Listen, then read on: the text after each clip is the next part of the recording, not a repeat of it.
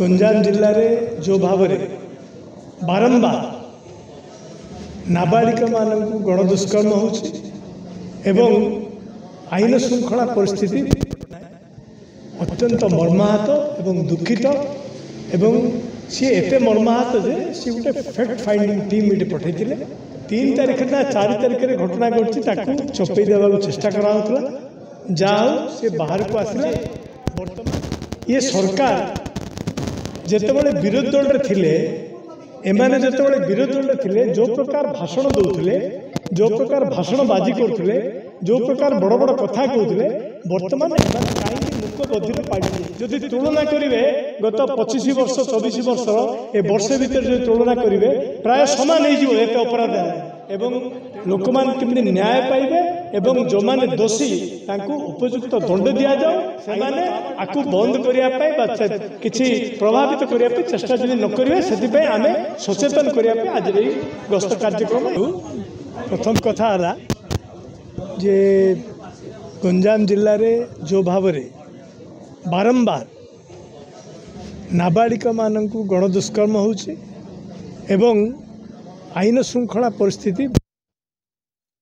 जो कि विरोधी दल नेता और पूर्वतन मुख्यमंत्री नवीन पट्टनायक अत्यंत मर्माहत एवं दुखित एवं सी एते मर्माहत जे सी गोटे फैक्ट फाइंडिंग टीम ये पठे एवं आमे समस्ते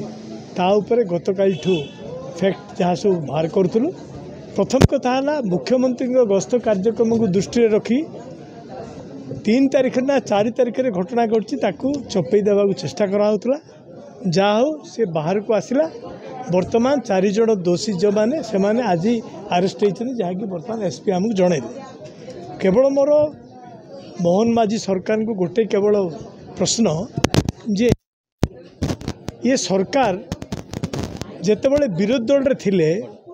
एमाने जितेबाला विरोधी दल रे थिले जो प्रकार भाषण दौले जो प्रकार भाषण बाजी करते जो प्रकार बड़ बड़ कथा कहते बर्तमान कहीं मुख बधिर पाल्टी जाइछन्ति। आईन श्रृंखला परिस्थिति आपण मैंने निजे जड़े जड़े विज्ञ सांबादिक किए इलेक्ट्रोनिक मीडिया रे किए प्रिंट मीडिया अच्छा आपण मैंने सब जानी जदि तुलना करेंगे गत 25 वर्ष 24 वर्ष ए वर्षे भीतर जो तुलना करेंगे प्राय सामान हो अपराध है। तेणु आज आमर ये जो आसबार उद्देश्य है जे आईन श्रृंखला परिस्थिति को सुधार पड़ो एवं लोक मान केमती न्याय पाइबे एवं जो माने दोषी तांको उपयुक्त दंड दिया जाओ आईन ता बाटे जाओ एवं मुष्टिमय गोष्ठी बा जो माने अच्छी पावर रे से माने आकु बंद करने किसी प्रभावित करने चेष्टा जब न करेंगे से आम सचेतन करने आज गस्त कार्यक्रम ये कार्यक्रम करते।